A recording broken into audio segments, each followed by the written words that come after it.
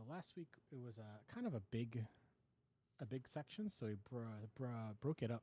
It's a section called Rules, and of course here's the book, The Creative Act: Way of Being by Rick Rubin. It's been very life-affirming book for me. He writes, pressures and expectations come from different directions. Society's mores dictate what's right and wrong, what's accepted and frowned upon, what's celebrated and reviled. The artists who define each generation are generally the ones who live outside these boundaries.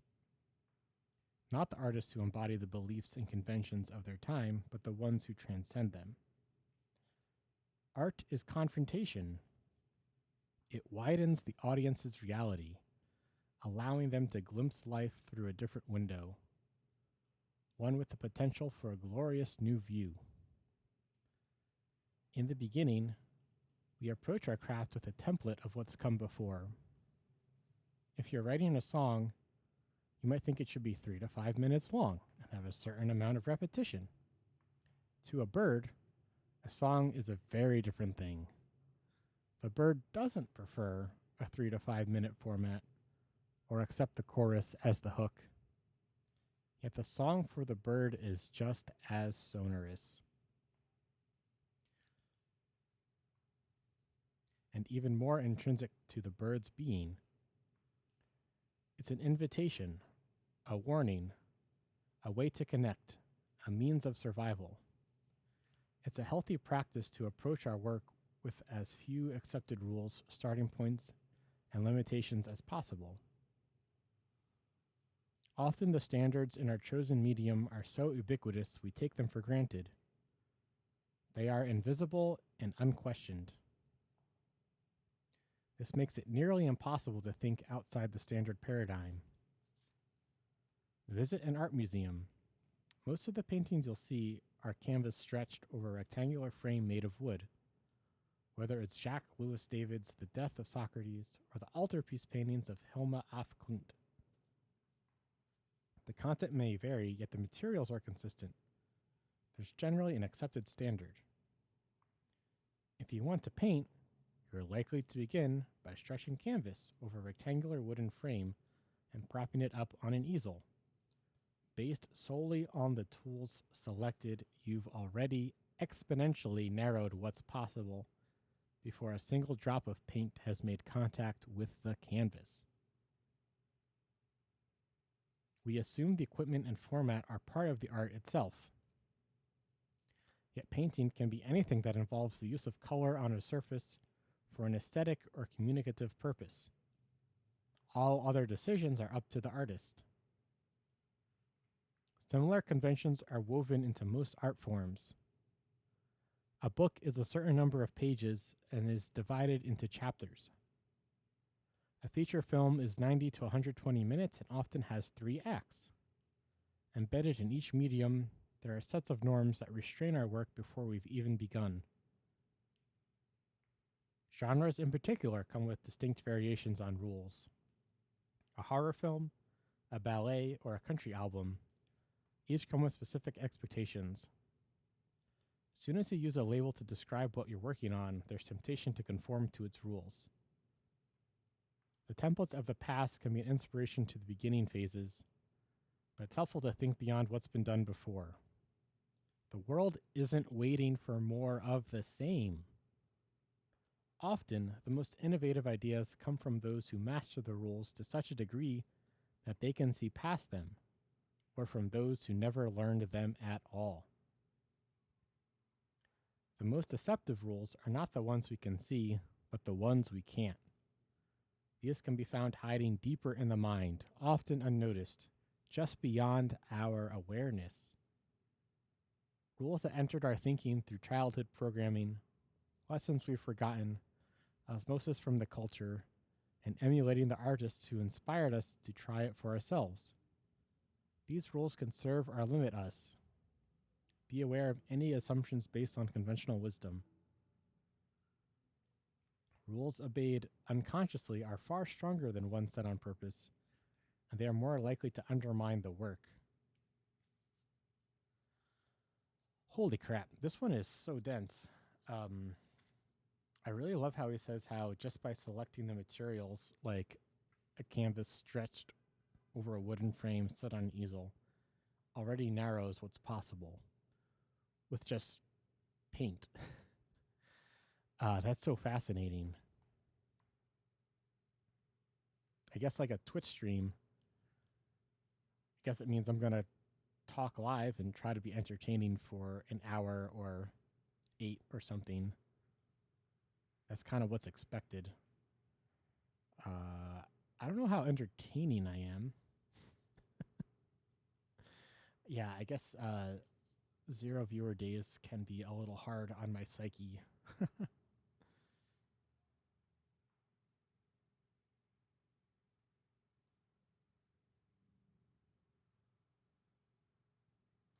And then he talks about the rules that we aren't aware of, and that's fascinating to me.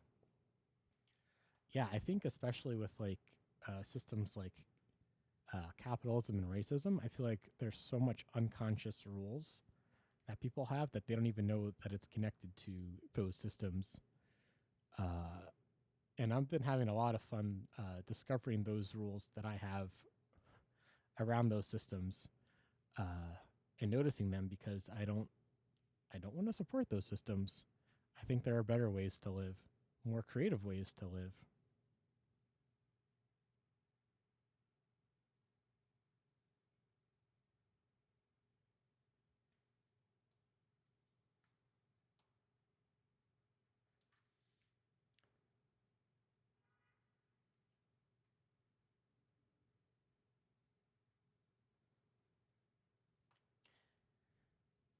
Yeah, I guess he says like templates of the past can be an inspiration in the beginning.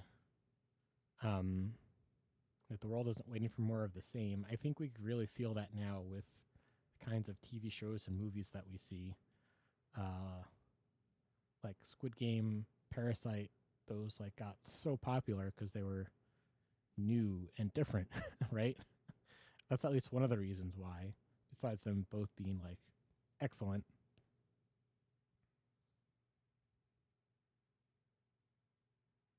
So both new and excellent just really propelled them to the top.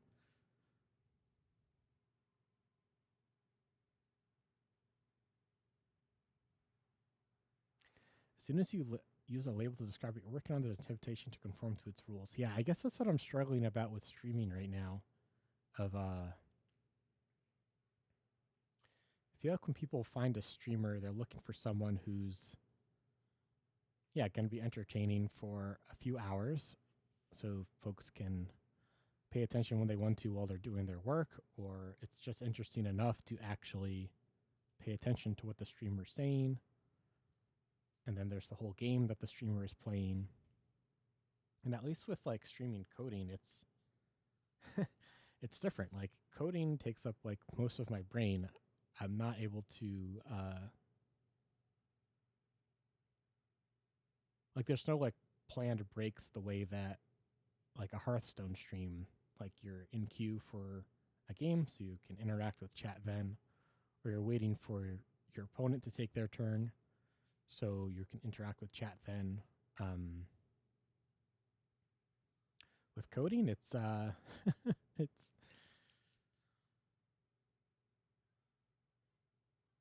yeah, I really push myself really far because I'm trying to learn something, and I'm not sure how entertaining that is.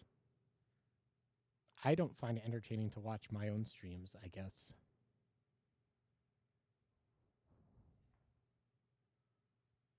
The way that I find my other things I make more entertaining, like I have rewatched my TikToks.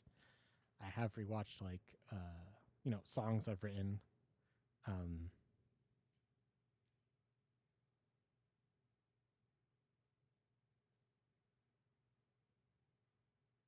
yeah, so just thinking about the rules of a Twitch stream.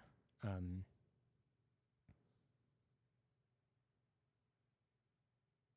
I guess one model I have in my mind was, oh, this is how someone who's been doing this for 15 years, who's been doing programming for 15 years professionally, plus an amateur before that, this is how they work.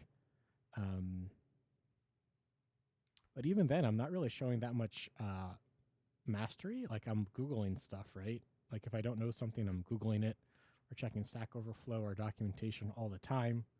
So it's not really a virtuoso experience. Um, but I think that is a part of learning something new, which is what you're doing all the time as a programmer.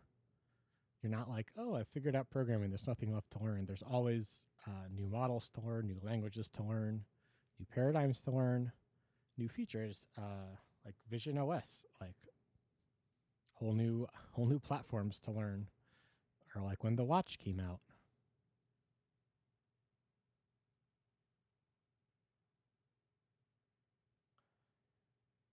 Sometimes it's new for the sake of being new, and sometimes it's new because it's a new innovative thing. Like I think we can say the Apple Watch was a success. We have still yet to see what's going to happen with the Vision Pro. iPad is somewhat successful, but obviously not as successful as the iPhone itself.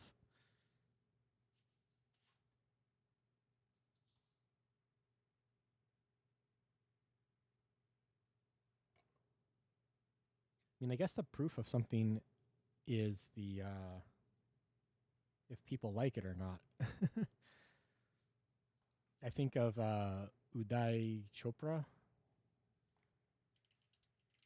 He really, really wanted to be an action hero, but every time he was in an action movie,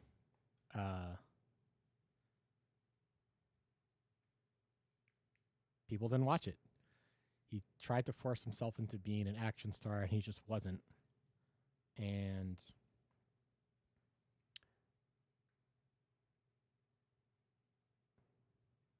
yeah, I guess I'm still trying to figure out what what kind of content, if you will, I'm supposed to be making. Um,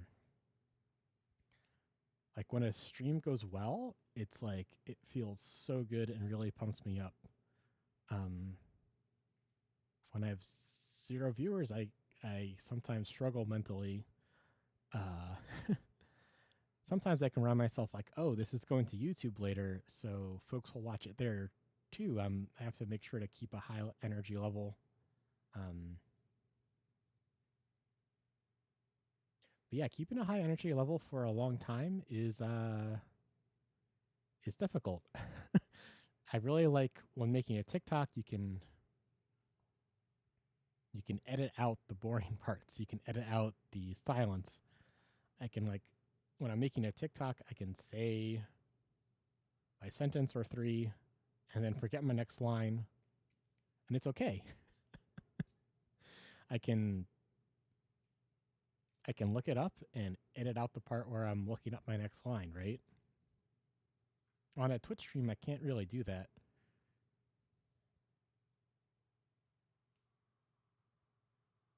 It's all very raw.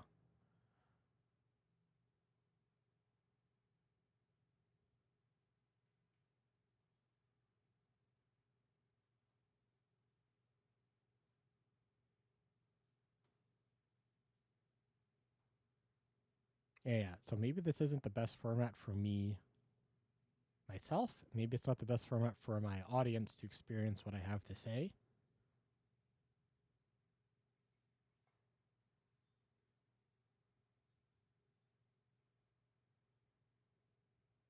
I guess at times it's felt best is when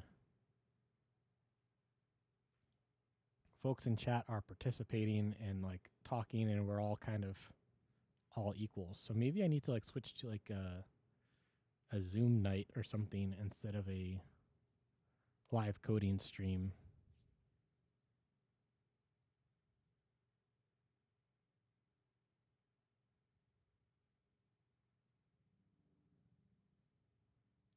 I guess I'm just so grateful for all the people who've stopped by and like watched me write my code, watched me share my ideas. And I feel like if I stop streaming in this format, then it's being ungrateful to the people that have supported me thus far.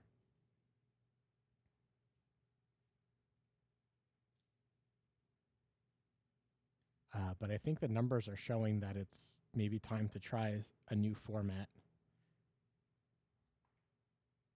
Because the amount of effort it takes to make a TikTok, I've gotten way more views per hour spent on TikTok compared to Twitch or YouTube even in my current format.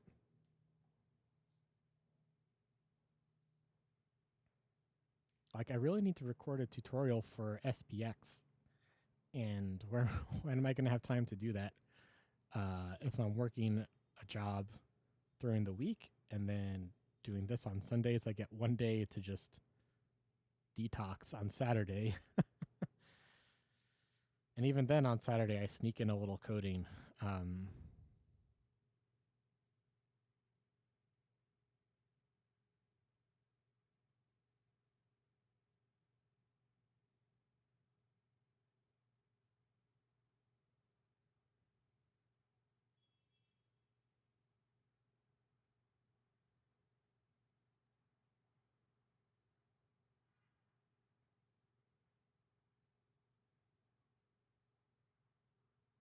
So yeah, I feel like there's a little whisper from the universe saying to try a different format.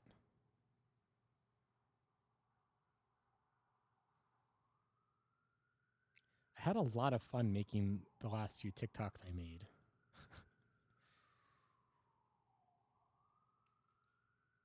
And the last few streams I've had, like, I think, like, yeah, last week was, like, really good. Week before was really good.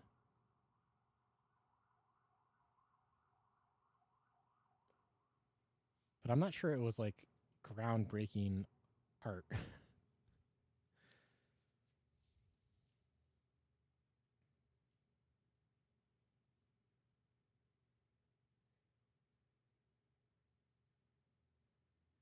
I guess if you look at, like, big streamers like Crip, like, you know he's going to be on at 10 p.m. every day. You're going to see some content, and it's going to help you fall asleep, and that's great. I sometimes have trouble, like, starting right at 2. Like, I'm not as reliable to the audience as I would like to be. And with YouTube and TikTok, showing up at the same time consistently is, like, if your video launches 30 minutes late, that's not the same thing as your stream starting 30 minutes late.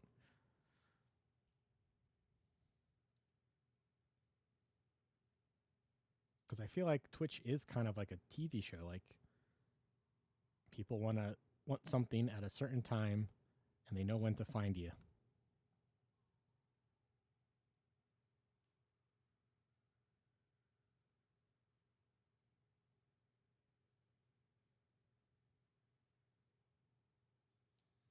I guess I don't know if I'm, like, overthinking this or if this is actually whispers from the universe.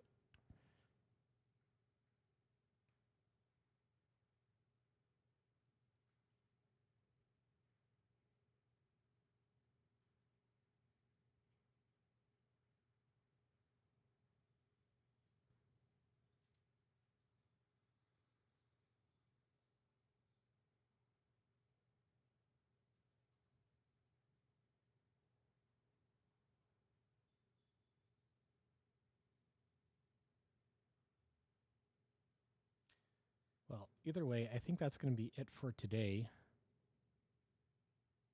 I feel I feel really emotional about all this. I'm just so grateful for everyone who stopped by and said hi and appreciated something I've done. And I think I need to find a new format. Either, like, something more personal where it's like we're all equals and I'm just kind of hosting a conversation, or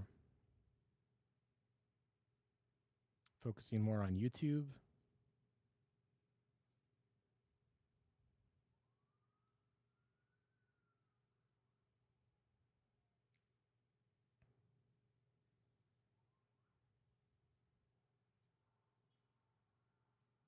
Either way, I'm really grateful for you sticking around. Yeah, I'm not sure what's going to happen